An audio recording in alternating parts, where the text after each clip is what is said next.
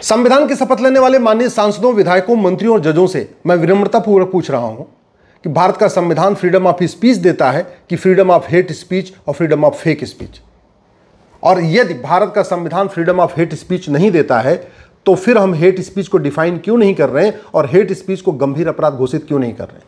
यदि भारत का संविधान फ्रीडम ऑफ फेक स्पीच नहीं देता, झूठ बोलने का अधिकार नहीं देता, नफरत करने का अधिकार नहीं देता, झूठे वादे करने का अधिकार नहीं देता, झूठी गवाही का अधिकार नहीं देता, झूठी शिकायत का अधिकार नहीं देता, तो फिर हम झूठ को गंभीर अपराध घोषित क्यों नहीं कर रहे हैं? एक कानून में हम कानून बनाकर झूठी शिकायत, झूठी गवाही, झूठी जांच, झूठे फैसले को गंभीर अपराध घोषित क्यों नहीं कर रहे हैं?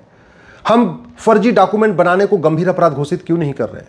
झूठ पकड़ने के लिए नार्को पॉलीग्राफ ब्रेन मैपिंग कानून क्यों नहीं बना रहे हैं? प्रत्येक जिले में झूठ को पकड़ने के लिए एक एक लैब क्यों नहीं बना देते जहां ले आके उनकी झूठ पकड़ी जा सके? क्यों नहीं सारे सरकारी कागजों में जब भी कुछ वहां हम अंडरटेकिंग ले रहे हैं कि हाँ जो कुछ मैंने लिखा ये सच है और अगर ये झूठ हुआ तो मुझे पता है इसके लिए मुझे गंभीर सजा मिलेगी, ये अंडरटेकिंग क्यों नहीं ले रहे?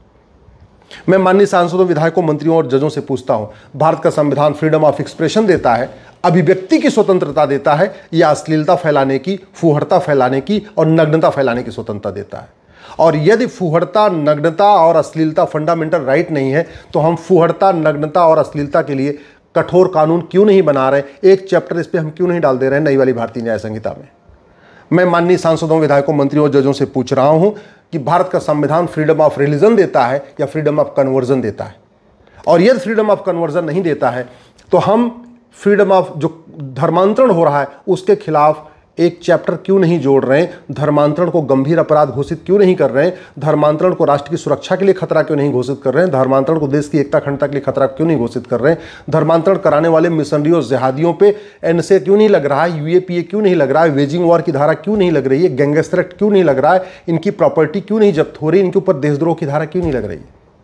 मैं भारत के संविधान की शपथ लेने वाले माननीय सांसदों, विधायकों, मंत्रियों और जजों से पूछ रहा हूं, भारत का संविधान फ्रीडम ऑफ कल्चर देता है, संस्कृति का अधिकार देता है या कुरीतियों का अधिकार देता है?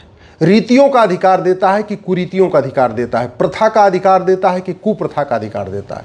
और यदि कुप्रथा का अधिकार नहीं है, कुरीतियों का अधिकार नहीं है, तो हम जो विदेशी कुरीतियां हैं, विदेशी कुप्रथाएं हैं, 3 तलाक, हलाला, मुताह, मिस्यार, तहर्रुस, तलाक़े हसन, तलाक़े बाइन, तलाक़े किनाया, इन सबको ख़त्म क्यों नहीं कर रहे हैं? संविधान का आर्टिकल 13 तो कहता है ना कि संविधान लागू होने के बाद जितनी कुरीतियां हैं, जितनी कुप्रथाएं, सबको सरकार खत्म करेगी। आज तक खत्म क्यों नहीं किया जा रहा है?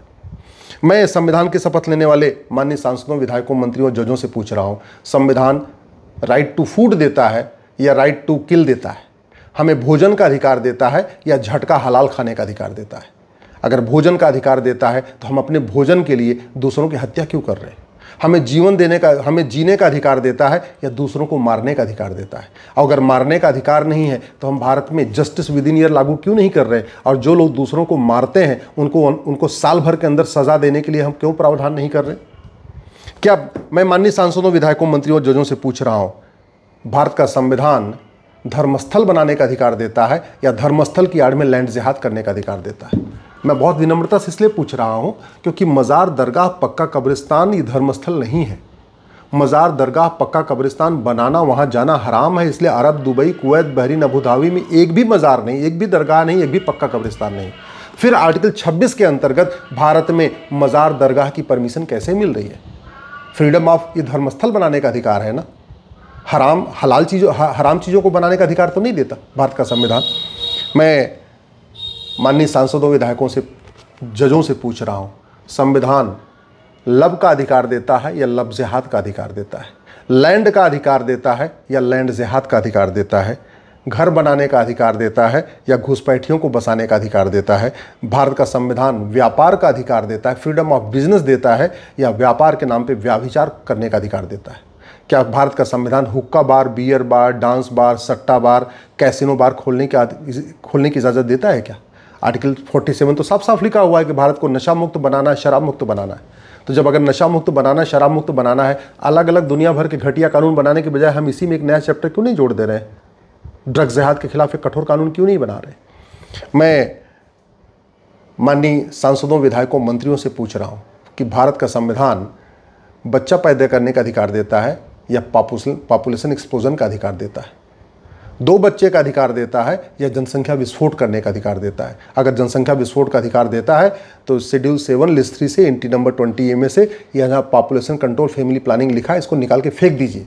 अगर जनसंख्या नियंत्रण कानून नहीं बनाना है तो संविधान को संशोधित करिए। क्यों उसमें लिख के रखा हुआ है?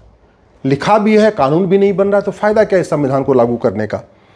और अंतिम बात जो मैं पूछना चाहूँगा सभी माननीय सांसदों, विधायकों, मंत्रियों और जजों से, भारत का संविधान स्कूल खोलने का अधिकार देता है या मदरसा खोलने का अधिकार देता है?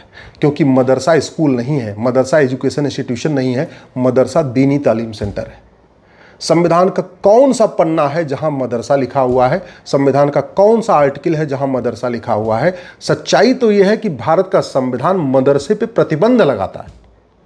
आर्टिकल 27 साफ साफ कहता है मजहब को प्रमोट करने के लिए सरकार 1 रुपए खर्च नहीं करेगी, और मदरसा मजहब को प्रमोट करता है। मदरसा मानवता को प्रमोट नहीं करता, मदरसा भारतीय संस्कृति को प्रमोट नहीं करता, मदरसा वसुधैव कुटुंबकम नारी तु नारायणी जननी जन्म भूमिष्य को प्रमोट नहीं करता, मदरसा सर्वमंगल मांगल्य को प्रमोट नहीं करता, सर्वे भवंत सुखना को प्रमोट नहीं करता। मदरसा केवल और केवल मजहब को प्रमोट करता है, और आर्टिकल 27 कहता है मजहब को प्रमोट करने के लिए 1 रुपए खर्च नहीं होगा। फिर ये मदरसे कैसे चल रहे हैं?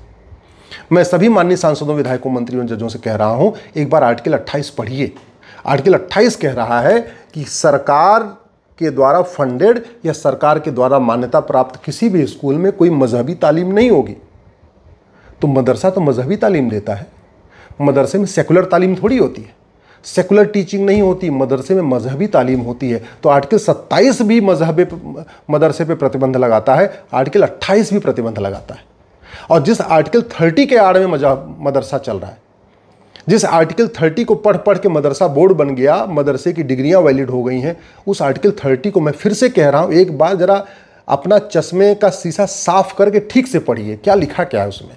उसमें लिखा है कि भारत के चाहे वो माइनॉरिटी हो चाहे मेजॉरिटी, अल्पसंख्यक हो या बहुसंख्यक, सबको एजुकेशन इंस्टीट्यूशन खोलने का अधिकार है, मदरसा नहीं। एजुकेशन इंस्टीट्यूशन का मतलब इंजीनियरिंग कॉलेज खोलने का अधिकार है, लॉ कॉलेज खोलने का अधिकार है, MBA कॉलेज खोलने का अधिकार है, B.Ed कॉलेज खोलने का अधिकार है, BA BSc BCom का कॉलेज खोलने का अधिकार है, 10वीं 12वीं का स्कूल खोलने का अधिकार है, मदरसा नहीं। एजुकेशन इंस्टीट्यूशन की बात हुई है, मदरसा एजुकेशन इंस्टीट्यूशन नहीं होता, मदरसा तो दीनी तालीम सेंटर है। जो भारत का संविधान देश की एकता अखंडता मजबूत करने की बात करता है, वो मदरसा को कैसे अलाउ कर देगा? मदरसे में तो हर चीज़ सिखाई जाती है जो भारत के संविधान के ठीक उल्टा है। मदरसे में इक्वलिटी, जस्टिस, लिबर्टी, फ्रेटर्निटी नहीं सिखाई जाती। मदरसे में नेशनल और इंटीग्रेशन नहीं सिखाया जाता। मदरसे में तो हिंदी नहीं सिखाई जाती, जबकि भारत का संविधान का भारत की राजभाषा हिंदी है। मदरसे में तो विदेशी पंथ सिखाया जाता है, विदेशी किताब पढ़ाई जाती है, विदेशी कल्चर पढ़ाया जाता है, विदेशी कुरीतियों को जायज़ कहा जाता है, विदेशी कुप्रथाओं को जायज़ कहा जाता है। फिर ये मदरसा चल क्यों रहा है? भारत में आधी अराजकता का मूल कारण मदरसा है। और ये भारत नहीं, पूरी दुनिया में आप उठा के देख लीजिए, चाहे अमेरिका हो, चाहे वो फ्रांस हो, चाहे वो जहाँ पे भी चल रहा है। और भारत का संविधान तो उसकी इजाज़त ही नहीं देता। दुर्भाग्य देखिए, मुगलों ने 500 साल के शासन में 1000 मदरसे खुलवाए थे, और संविधान लागू होने के बाद 75 साल में 3 लाख मदरसे खुल गए। अंग्रेजों ने 200 साल के शासन में 1000 मिशनरी स्कूल खोला था, और इस संविधान लागू होने के बाद 3 लाख मिशनरी स्कूल खुल गए। और मुगलों के आने के पहले, अंग्रेज़ों के आने के पहले भारत में लगभग 7.5 लाख गुरुकुल स्कूल थे। आज की डेट में उनकी संख्या लगभग 7000 हो चुकी है। ये हुआ है, ये संविधान की गलत व्याख्या का परिणाम है। और ये संविधान की गलत व्याख्या किसने किया है? संविधान की शपथ लेने वाले माननीय सांसदों, विधायकों, मंत्रियों और जजों ने किया है।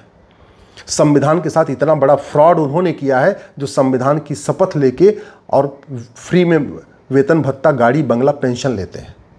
ये फ्रॉड उन्होंने किया है, ये संविधान के साथ धोखा उन्होंने किया है, देश के साथ धोखा उन्होंने किया है। जिनको इस संविधान को ठीक से पढ़ना था, ईमानदारी से पढ़ना था, ईमानदारी से लागू करना था। ये हमारे देश का दुर्भाग्य है कि रक्षक ही भक्षक हो चुके हैं। जिनको इस संविधान की रक्षा करनी थी, वही संविधान का भक्षण कर रहे हैं। बाबा साहब अम्बेडकर की जयंती मनाते हैं, लेकिन बाबा साहब अम्बेडकर ने क्या कहा था उसको बिल्कुल नहीं मानते, ठीक उसके उल्टा काम करते हैं। सरदार पटेल की जयंती मनाते हैं, लेकिन सरदार पटेल की बात नहीं मानते, ठीक उसका उल्टा काम करते हैं। सरदार पटेल ने तो कहा था, संविधान सभा में खड़े होकर कहा था, न मजहब के आधार पर कोई नियम होगा, न मजहब के आधार पर कोई बोर्ड होगा, न मजहब के आधार पर ट्रिब्यूनल होगा, कुछ भी नहीं होगा। हर साल संविधान सरदार पटेल की जयंती मनाते हैं, लेकिन हमने मजहब के आधार पर चीज़ों को ख़त्म किया क्या? सच्चाई तो ये है कि भारत में संविधान है ही नहीं है, भारत में बहुविधान चल रहा है, सब मजहब के आधार पर चल रहा है। और भारत में कानून चूंकि घटिया है, और कानून घटिया है इसलिए राज भी घटिया चल रहा है। इसको बदलने की ज़रूरत है। इसलिए मैं आप लोगों से निवेदन कर रहा हूं, इस वीडियो को अपने जान पहचान के सभी लोगों को भेजिए, खासतौर पे सांसदों, विधायकों, मंत्रियों, जजों को भेजिए। क्या पता इस वीडियो को देखने के बाद, सुनने के बाद उनकी आत्मा उनको झकझोरे, हो सकता है वो संसद विधानसभा में इसके लिए कुछ प्रयास करें, 0 आवर में सवाल उठाएं, क्वेश्चन आवर में सवाल उठाएं, या प्राइवेट मेंबर बिल पेश करें, कम से कम बोलना शुरू करें। इसलिए मैं आपसे आग्रह कर रहा हूं, इस वीडियो को अधिक से अधिक शेयर करिएगा।